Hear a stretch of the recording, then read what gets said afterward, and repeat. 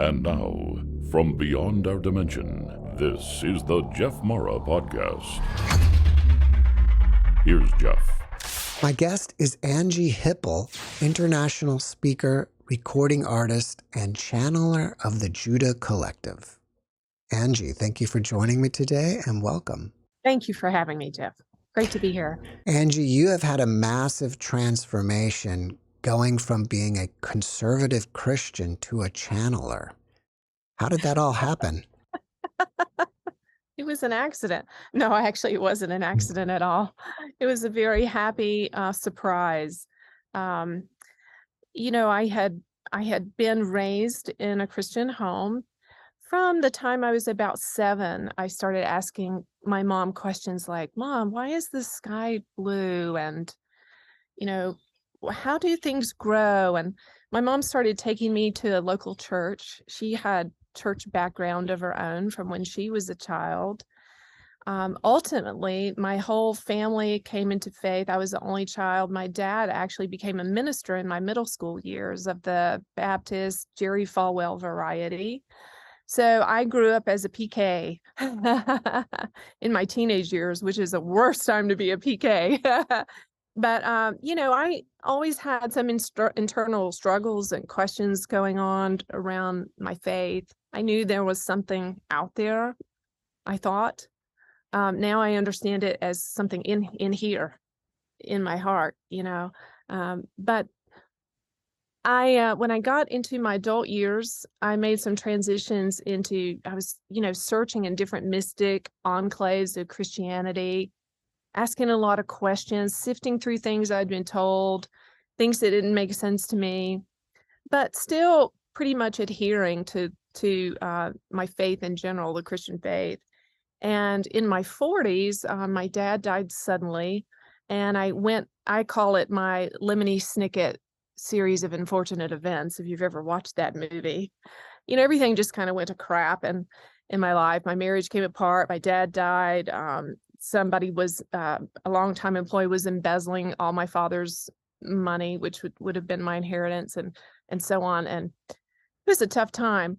But it was a glorious time because I started waking up. I don't know. I can't explain it. It was a gift wrapped up in all this difficulty.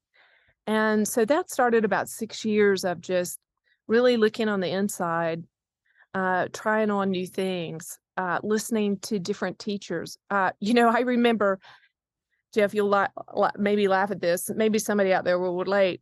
I remember when sneaking around and listening to an NPR news was a real naughty thing to do.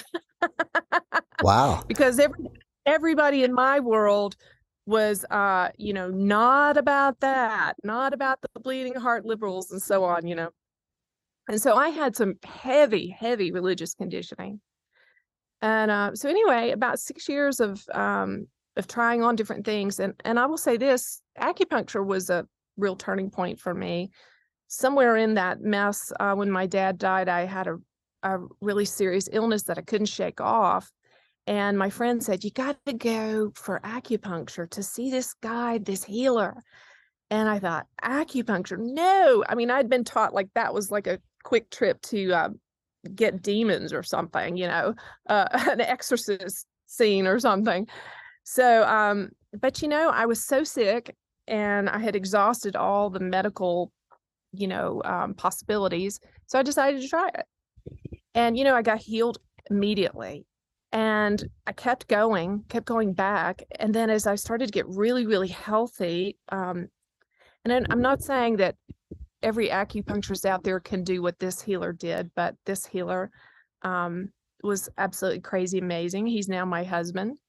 But he kept doing whatever magical thing he does, which is bringing his presence and his healing gift through these little things called acupuncture needles. And I started having these experiences where I would just go into this state of bliss, just joy, like lighter than air. I would feel like my body was coming off the table. And I thought, what is this?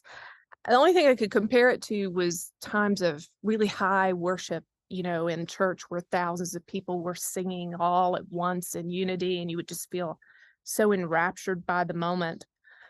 And so this started blowing up all my religious paradigms one by one by one by one. Everything was getting wrecked or revamped or transmuted or whatever word you want to use. And then COVID came, and this was towards the end of that 6 years or so of seeking and trying on different things, listening to everything I could get my hands on, people like you, people, channelers. When I first heard channelers like Bashar and Wendy Kennedy and Abraham Hicks, I thought, that is so bizarre. My religious parts wanted to be freaked out, but I would listen to the message and it was so transformative and it gave me so much freedom and it rang so true to me and was setting me free. So I kept on listening. So when I got into COVID, I got really sick with COVID almost right away and had a lot of complications and different things. And I was sick for 2 years, chronically sick, having been healthy pretty much my whole life.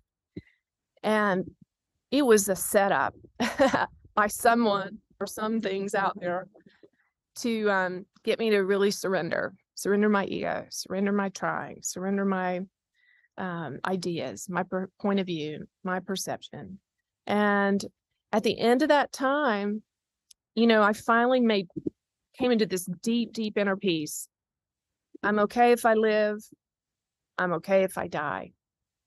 I'm okay if I can serve somebody in this world. And if I'm not capable, if all I can do is sit here in this chair and be of service to nobody or nothing or no one, I accept it. I just accepted it all.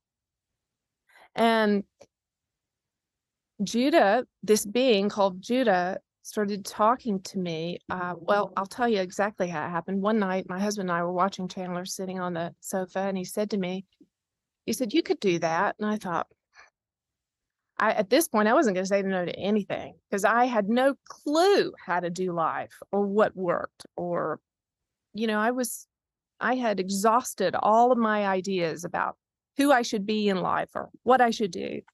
And I said, okay, well, I'm open if that's what the universe has for me. And within a few hours, I was having these amazing psychic phenomena happen.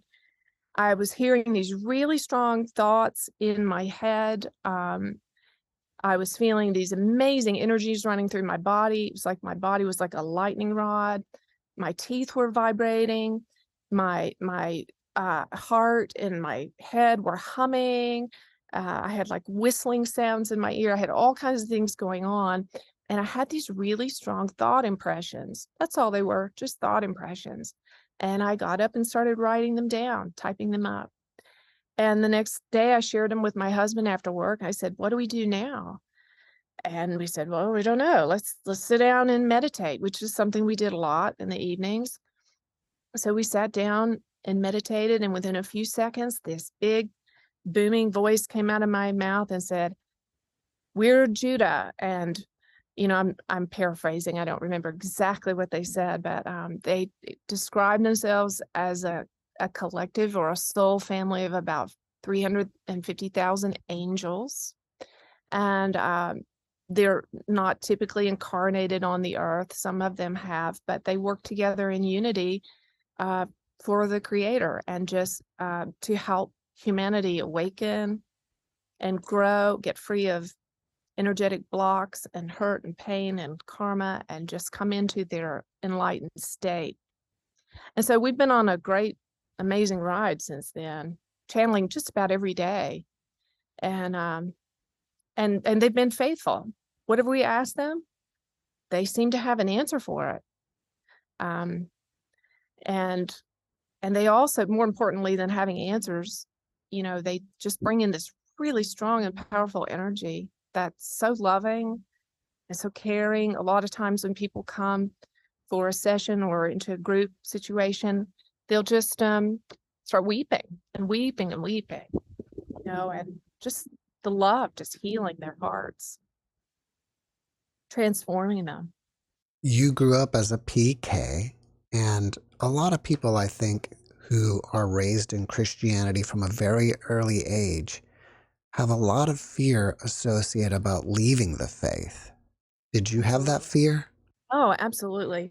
I mean, when I left, I was in my 40s and I was very high profile in the Christian church. I was a worship leader, and a teacher, and I would sing for thousands of people on a regular basis. And when I left, and I'm certainly not saying this was the right way to do it, but it seemed to be the only way that seemed to work for me in the moment, or that I had grace for in the moment. And I just kind of took off. I was like Harriet Tubman running in the night, running for freedom. I just had to I cut off all my associations, not harshly or abruptly or with any malice or discontent at all, but just gently and firmly and permanently. And I started a new life. I moved about 30 minutes away and began to develop new friends and a new community.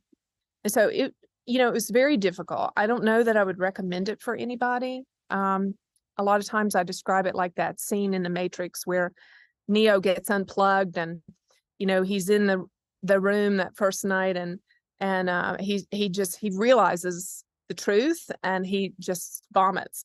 and Morpheus says to him, "Oh, dude, I'm really sorry. I probably shouldn't have done this to you. We don't usually do this after a certain age because it's too much for the mind to handle." Well, it was a lot like that. It was because all of my thoughts about how life were undone, and so much brainwashing, and it was challenging. But I had a lot of support from my new partner, and I don't know that I could have done it without his help. Are you a trance or a conscious channel? I do enter into kind of a deep kind of meditative state. I would call it maybe an alpha state. And I do hear what's being said, and I am aware of it.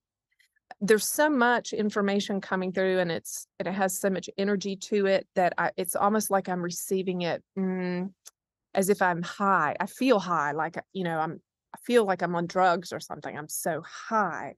So when I come back out of it, I have been present, but I don't necessarily remember all the details. I just remember the joy of the experience and the big points, I would say. Do you ever encounter former friends or people from your Christian circles? And if so, what is their reaction to what you're doing now? I have a couple of dear friends that have stuck with me, and they have not been judgmental at all. And I think that's a tribute to the kind of person that they are. And we still relate and talk.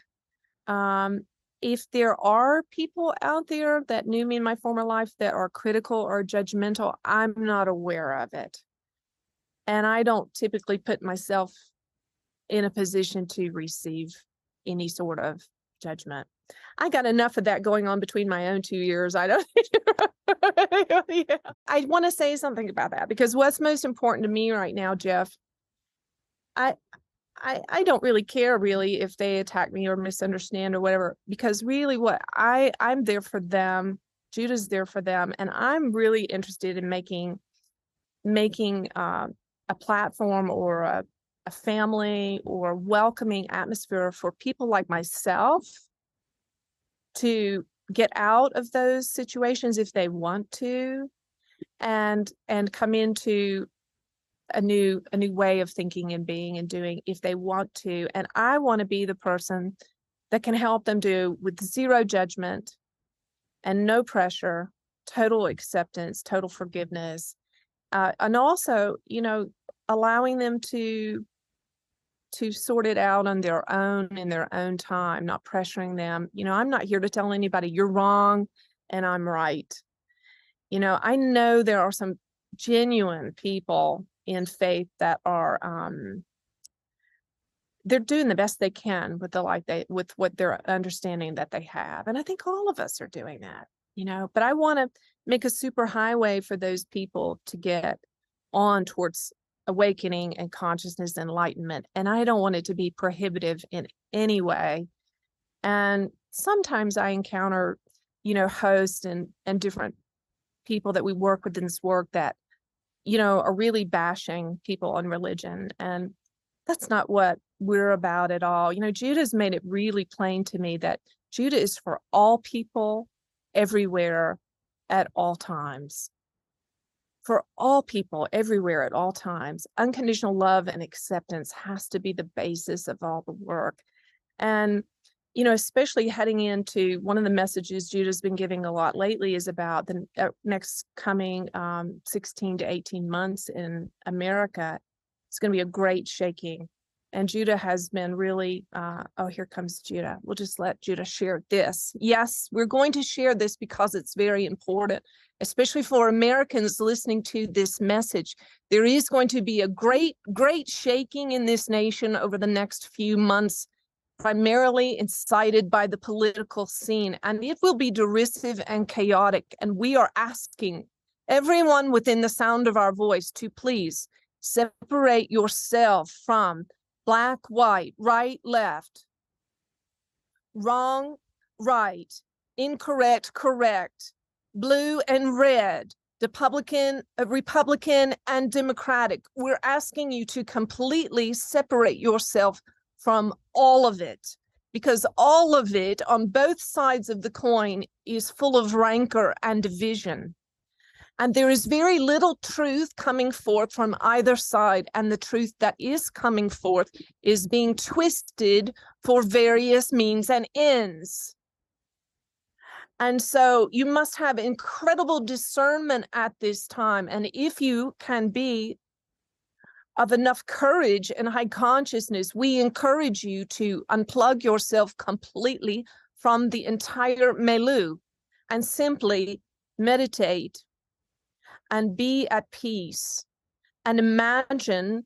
When we say imagine, we don't mean in a childish, irresponsible way. We mean in a spiritually authoritative and powerful way. Imagine love and harmony and unity and high consciousness covering this nation, lest she fall. Judah, thank you for joining us. Are you seeing more changes in financial markets or political arenas? They are all completely intertwined. They are like two hands around the throat of this young and glorious nation. One hand, the political, and the other hand, the financial. And the two will try to strangle the life force energy from the beautiful people of this land. And this is why you must be very wise. Wise as a serpent, harmless as a dove. This is the protocol of the day for any truly spiritually minded people. By spiritually minded, we mean people who are motivated by unconditional love, joy, and peace, and determined to be peacemakers. And so, yes, two hands around the throat. One is the political and one is the financial. And they will try to choke the life force energy. And this is largely an unconscious action. Understand, as we say this, we are not blaming anyone, because there are people in the arenas of finance and politics who are trying to make a change, to make a difference. But you see, you can stand on the boat of that Titanic and play the fiddle, play your most beautiful symphony, your most heartfelt melody, from the sincerest place, but it may not keep the ship from sinking. Are these shakeups that are happening part of the ascension, or is this a prelude to the ascension? It is part of it. It is a releasing of things that do not belong. And sometimes things that need to be released have so integrated themselves into the personality and the definition of a person, a group, a nation. And so they must, there is a needed some force, some real power, we would say, some supernatural power to loosen these things and shake them off. Now, judgment, hatred, anger, rancor, an attitude of I'm better than, and I know, and you should listen to me, and my opinion is correct. This is from a mindset of force. It is darkness trying to remove darkness, and it cannot be done in this way. Instead, there is a higher place, a higher mentality that you and all may have, in that you trust. You trust in the goodness of life. You trust that even the untrustworthy have somewhere within them a light of spirit, and are on their path and will ultimately come to their better end. And so there is one who seemingly foolishly trusts, but it is not foolish. It is simply a large and cosmic understanding that there is a consciousness of love and care and wisdom who is overseeing all things, all things, all things. And this consciousness is not going to sleep or going AWOL or unfit for the task at hand, no matter how difficult it gets. Source energy is on the job, is alert, is not sleeping, and can be trusted to handle all things for the best, and for an ultimate good, an ultimate end of peace and prosperity. Now we have been asking this vessel and those listening, and we will share here as well, that we are asking no one to take anything from this, what we are saying, and use it to proclaim doom or destruction. We are instead asking you to give your attention to possibilities of better outcomes, rather than saying everything's going to go to shit and the finances are all going to collapse. Perhaps you can say instead that you are setting forth, again, as we said, your imagination of intention, of spiritual authority, that people in finance are begin to wake up and have a good conscience, to be integrous with their word and their action and their dollars. The dollars of this country represent the very spiritual energy of life force energy of the beautiful people in this country who work and work and work to serve one another and to serve their families. And so have a vision that people in finance will begin to feel this heart connection, that as they hold the representation of money in their hands as they work, that they see it, they connect it to the people who have given their blood, sweat, and tears, their time, that they've taken away from their beloveds and their children and their communities to invest in love and care for those important to them, that they feel that connection to the heart of those they serve in finance. In these times, there's a lot of suffering going on. What are some ways to still find happiness throughout all the suffering? Yes, that's right. There is suffering. Well, I will share a little about this vessel's story, as she sat in her chair not so long ago with chronic illness and had exhausted all of Western medicine's potential cures, and also many of the healers in her life. And she sat basically suffering physically, unable to care for herself or others, or do anything that seemed to have any value to anyone. This is the point in the suffering where you work on releasing. And it's so difficult, because in her suffering, there were days she didn't want to live anymore. And she didn't want to live without purpose. And so she had to accept. And so what we would say to anyone who is suffering is, could you let go of wanting and needing things to be different? Could you let go of wanting and needing the suffering to end? Could you let go of wanting and needing to be healthy? Could you let go of wanting and needing to have more money? Could you let go? Could you let go? You see, there is a neutral place that you come to in the work where you release it all. You release it all. And in that place, the suffering ends, because suffering is exponentially increased by the egoic mind, which is fear-based. And so, yes, there is true suffering, there is real suffering, but we will tell you there are some.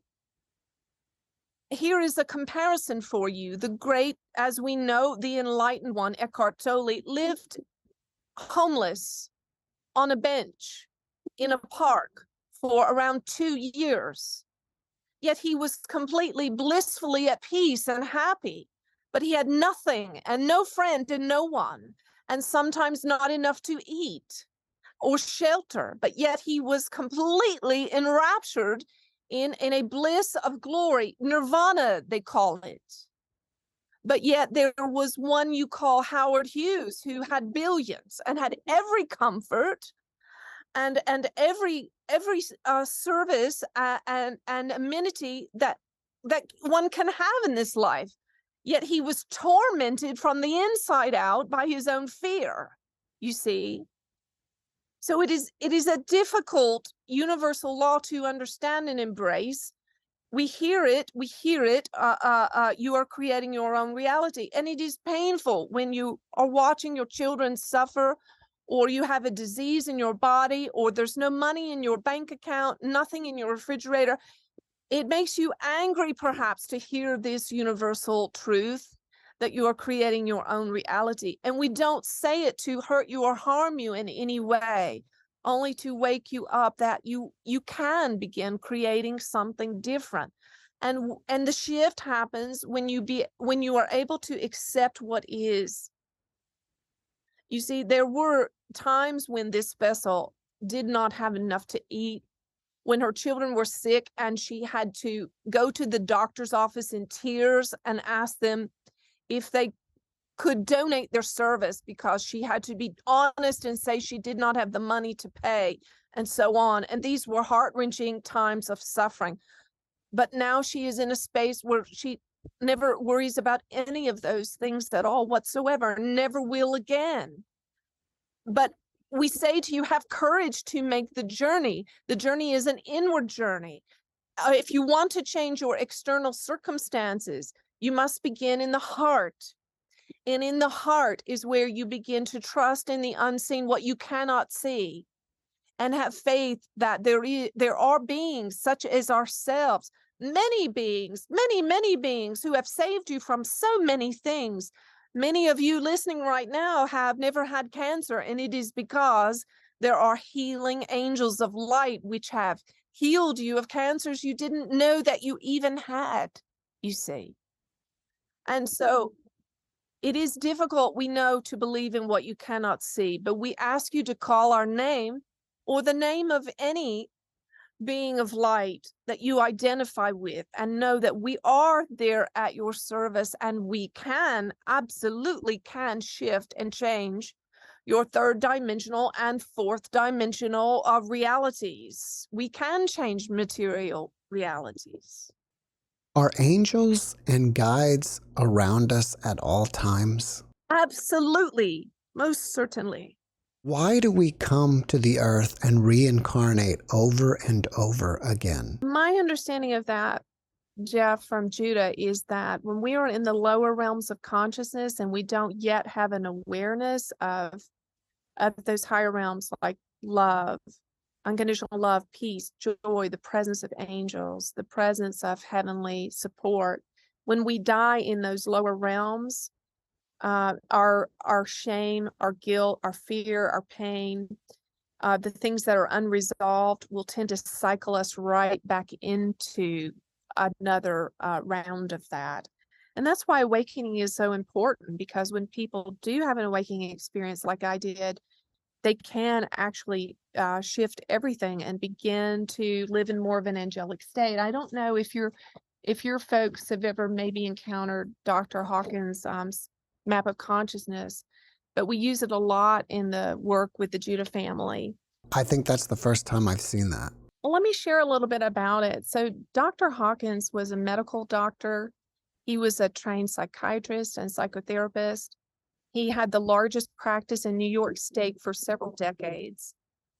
He was a man who loved helping humans, and he tried every trick in the book to heal the human condition of suffering. And his last 3 decades of his life, he spent studying consciousness. He began to have an awakening and enlightenment experience, and he actually began to live in this really state of nirvana in the last decade of his life. And so he spent the last 3 decades studying conscious and actually putting a numeric scientific scale to the levels of consciousness, 0 being the level of total despair, suicidal, shame, guilt-ridden, despondent, 1,000 being the level of Buddha, Jesus, and enlightened beings, other enlightened beings. There's so many, I won't name them all. And so he gave us a map of how we move out of these lower realms into the higher realms. And I use this work with all the folks that we work with. And so my understanding, to answer your question, is when people die in these lower realms of consciousness, not really having experienced an awakening, they tend to just unwittingly, unknowingly recycle right back into in attempts. It's almost like a codependent attempt to try to repair or fix or redo what's not been right. But as we head into these higher realms of consciousness, we begin to understand that everything's okay. It's all okay. We can accept everything. There are things that I've done that are horrible and inexcusable. And you know what? It's okay. I forgive myself. All of it has a purpose. All of it has a meaning. There is no right or wrong. It's the pathless path that we're on. And all these things are evolving us into our God self, and as we grow, we begin to understand that God is right inside, that we're a fractal of this amazing, unimaginable, indescribable thing that we call God or universal consciousness, whatever we call it. We're a part of that, and it lives in us. And it's never just that part of us. We do a lot of work in our coursework and others, teaching people how to actually live that. Like, how do you practically live that when you have bills to pay and kids to take care of and a roof to fix and a car to fill up with gas? How do you live as a higher dimensional being? We do a lot of work around that. But just, we can begin by just having the awareness that there's something in us, and there are also beings around us that are vast resources that have answers to everything in every moment. And whether we access that source in us or from beings outside of us, either way, those resources are there, and there's answers always for everything. Do you think that at some point then there will be an end point to reincarnating, at least in this realm? Yes. Let Judah answer that. Yes, we will answer that. So we're going to show you the long game, the big picture. In the big picture, humans are evolving towards a more angelic state of being. There will be a time when all of humanity, every human soul, will cease to exist in a physical body. And instead, because they are so high vibrational in nature, they will no longer be able to reside in the physical form. And so they will inherit an angelic light body form. And this is the next step for humanity. And we will tell you that those who reach the level of unconditional love and are able to sustain it and live in it consistently, no matter what the circumstances in their human form. We call this, Dr. Hawkins called this the level of 500, unconditional love. For those, when they die, they will become an angel. That is the best way to describe it for your current understanding. They will not come back. They will remain in spirit form, and they will have amazing adventures and even greater works than they can imagine to accomplish in that form. How do we identify our angelic helpers? I like this question. Well, I think it's just as simple as talking to them out loud. It's just like you and I didn't know each other until a few weeks ago. And now I've got your address, your email address, and I know how to connect with you. And we began a connection. And so with our angels, it's that simple. We just say, hi, I don't know who you are. And maybe if it's honest for you, you could say, and I'm not even really sure you really exist. But if you do, and if you're really here for me, like they say, could you let me know that? Could you give me evidence of that? And just began listening. And the way angels talk to me primarily is just through thoughts in my mind, just thought impressions. And some people ask me a lot, well, how do you know if it's just not just you or your head? How do you know it's an angel? Well, you know it by the quality, because when you have a certain thought, it gives you this unbelievable sense of peace. And you just know that you know that you know that that thought is true. And you know that thought, you don't feel any need to defend it or explain it. You just know it. And so when angels speak to you in your mind, you will think possibly that it's just your thought, but it will have those qualities. So begin to be open that when you have these sort of thoughts, that maybe it's angels giving you those thoughts. And another way you can know them is you can sometimes feel their presence in the room with you, and you can ask them, say, hi guys, can you let me know that you're here? And you will feel sometimes a warmth beside you or behind you or maybe in front of you. It will feel like a little pocket of warm air. Or you might feel some tingles in your body, or just suddenly you feel a little bit lighter, like maybe you like you're a little high, like you would be if you were on drugs. That's some kind of an evidence that they're there. Sometimes you'll get a major rush of adrenaline, like a hit of energy. That can be angels. Sometimes you'll suddenly feel like a stirring or a spinning in your physical body. A lot of times when angels are in the room with me, I'll feel like someone has laid a hand on my heart. It actually feels like a physical hand there, and it's just this slight pressure. And I'll just start feeling really loved and really comforted. Hope that helps somebody a little bit. Could you use the word angel or angelic helper synonymously with guide?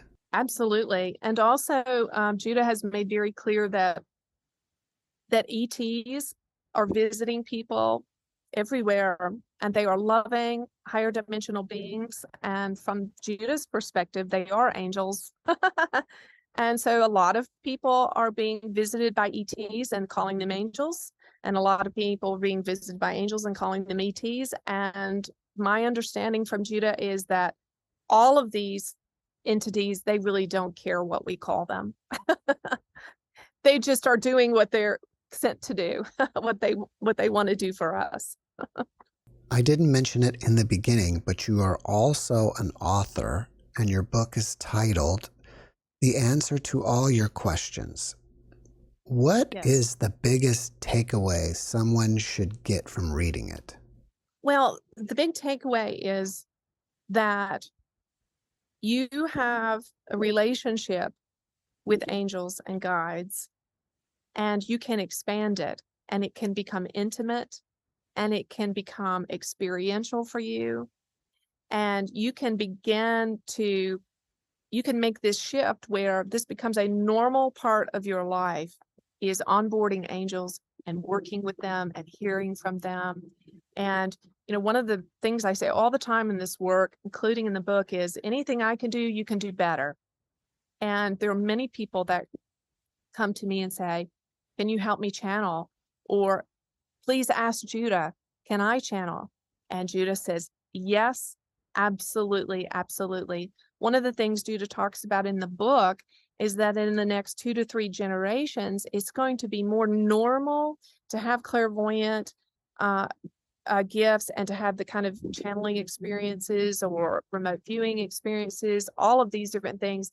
That's going to become more normal for the masses than not having those gifts. So we're in the middle of a major transition. So, you know, my great grandchildren are probably all going to have these gifts. And if they didn't, they would be considered an outlier.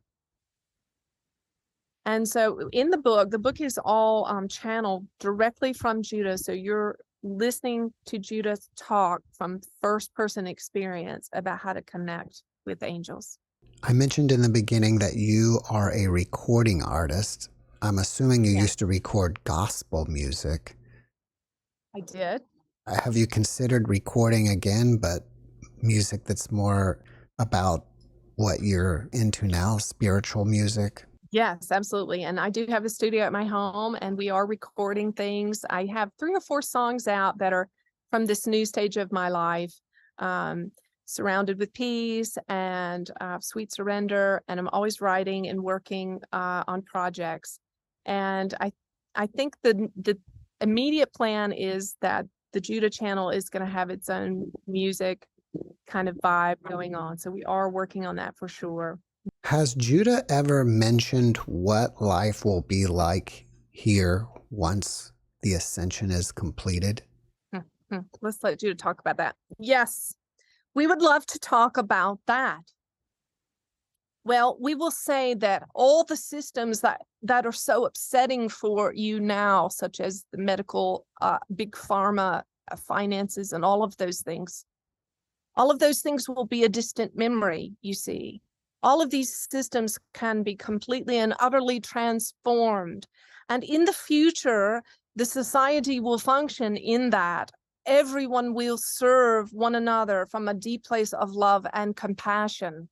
And when humanity has, as a collective, as a whole, gone through this transformation into their higher dimensional state, it will be their joy and desire to serve one another. And so each one will serve the other as if that one were their own child or their own mother or their own beloved. And everyone will be working together to do what is best for all. And so the absence of conflict will be such a joy. There will be such an absence of conflict and egoic drives. And you see, there are other interstellar races, such as the Syrians, for instance, just one of many, who have much advanced technology, and they have political systems that work because the politicians we don't even like to use that word for them because the word is so tainted and destroyed in your language. But these are leaders who are servants, and they always have the best interest of the individual and the whole at heart. And the people live in a place of trust for these leaders. They trust them implicitly because these leaders have proven themselves to be integrous and of high integrity. And these leaders are not stars. They are not famous. They are not in it to be in the limelight or to get attention or for any other egoically driven purpose. They simply are leading from a place of great love and wisdom. And so this is a potential for humanity. Humanity may also step into this sort of reality in which leaders are great and wise and loving servants. And those involved, there is potential for a completely new understanding of finance.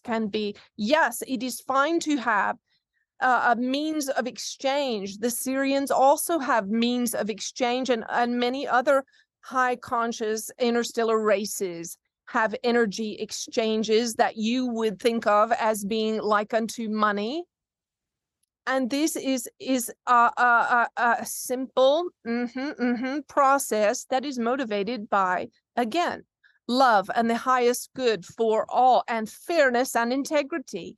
And so you can have this dream for humanity and begin to put your spiritual authority and faith and your attention invested in this sort of dream instead of all of the negativity and difficulty. Judah, is the path to enlightenment only through meditation? Well, let us answer that a couple of ways. The short answer is no, it is not only through meditation, it is through being present. Being present, being in the moment. However, we want to say that some people ask this question because they don't like to meditate and they are avoiding it. And that is okay, but we will say, we will take anyone where they are, but we will say that meditation is a vast shortcut to settling and relaxing the egoic parts that are troubling you and causing you so much suffering and angst. And so we understand that meditation is difficult in the beginning for most, and the mind likes to run rampant. And we'll make it as difficult as possible for you to meditate because the mind does not want to give up power. It wants to maintain control, and it wants to facilitate and keep fueling ego games.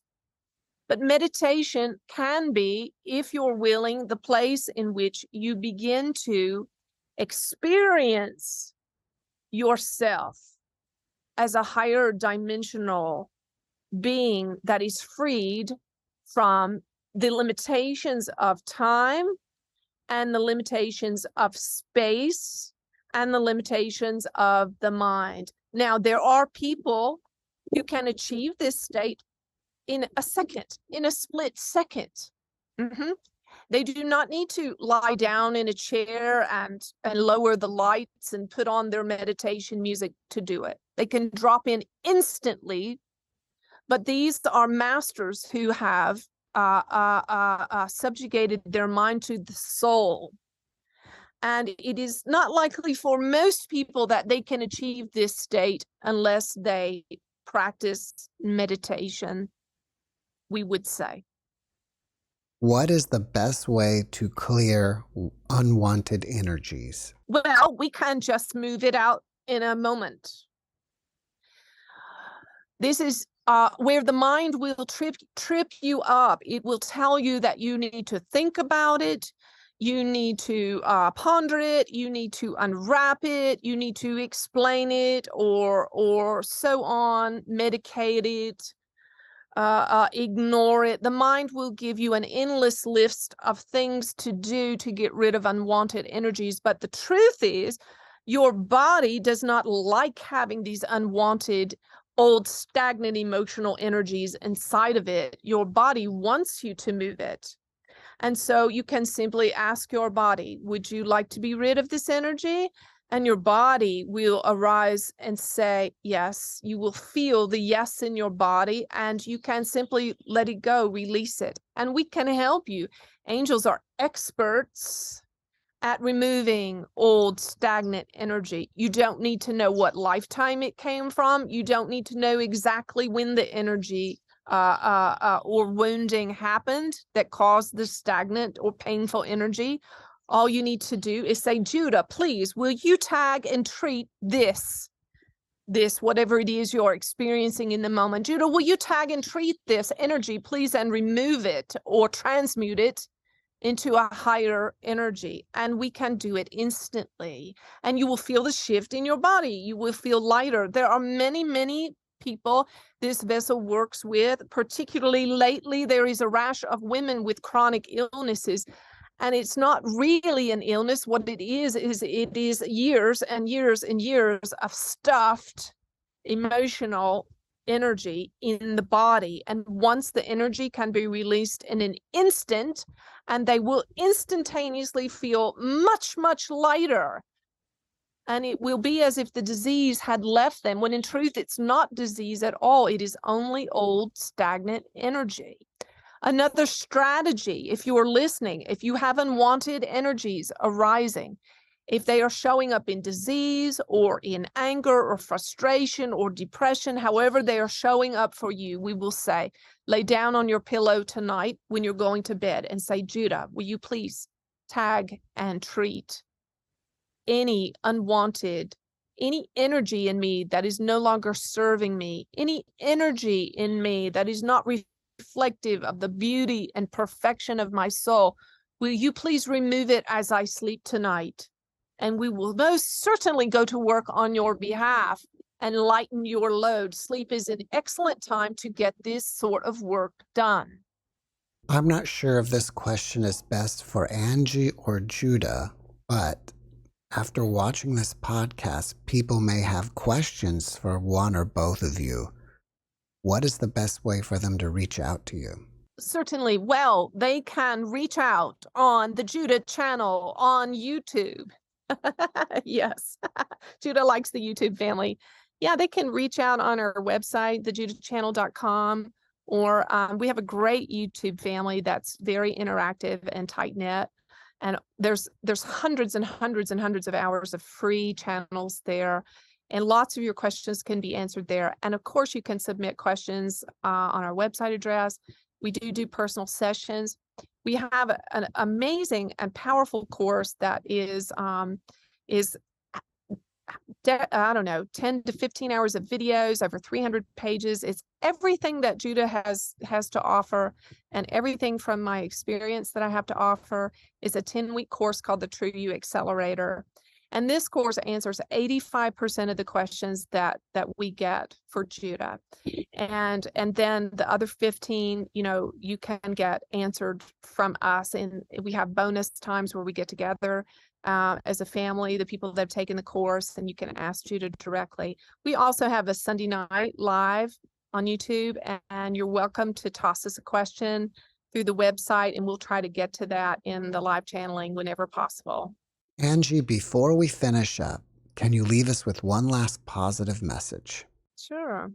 Let's ask Judah. Well, let us just bless you and just say, we love you exactly where you are, how you are. There's no mistake that you can make that is big enough to disconnect you from your angelic family. There's nothing that you've done, said, not said, will do, won't do, that can disqualify you from your own enlightenment experience. It is a given. It is going to happen. You are on the path. It is coming. It is coming for you. And if you ask us, and if it is a true desire of your heart, we will love to work with you in accelerating your freedom, my dear, accelerating your freedom in every realm of your life, emotional, mental, physical, financial, relational, and in your life of community. And know that angels are always at your disposal. There is no question that you can ask them that they cannot answer that is too difficult. You are connected to the source of all knowledge and all wisdom, and it is our delight to serve you. We never grow tired of you. Your questions never agitate or bother us. We love to serve you. It is our delight. It is a part of our evolution as we evolve higher and higher into our own unique journey in consciousness. And so we bless you. We bless you. You are loved, you are accepted, and you are important to all that is happening in the realm of consciousness. Angie and Judah, thank you for that message, and thank you for being my guest. It's a joy. Thank you, Jeff. Thanks for watching the JeffMara podcast. I really appreciate you. Another way to show support is through YouTube memberships. And if you do, there are loyalty badges and other perks depending on your level of membership. All you need to do is click the join button underneath the video to find out more. Thank you for your support.